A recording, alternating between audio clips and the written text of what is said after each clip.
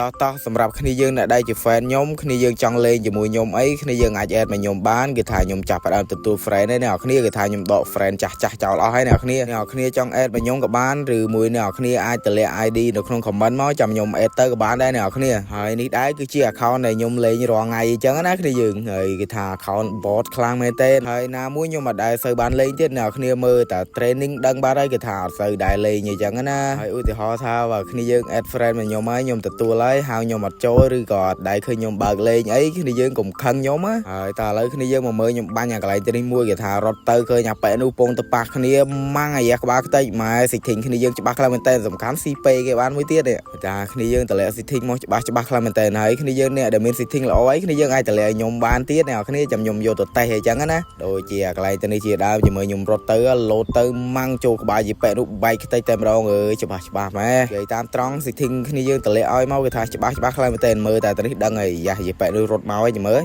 ម៉ាំងអាយ៉ាក្បាលខ្ទេចក្បាលសុតប្រឲ្យគេបើមិនចូលក្បាលទៀតមានតែចម្លែកខ្ញុំកាត់តាកន្លែងណាដែលចូលក្បាលមកឲ្យអ្នកគ្នាមើលហ្នឹងអើយ Yeah bro សម្រាប់ចឹងហ៎តាហ្នឹងហើយ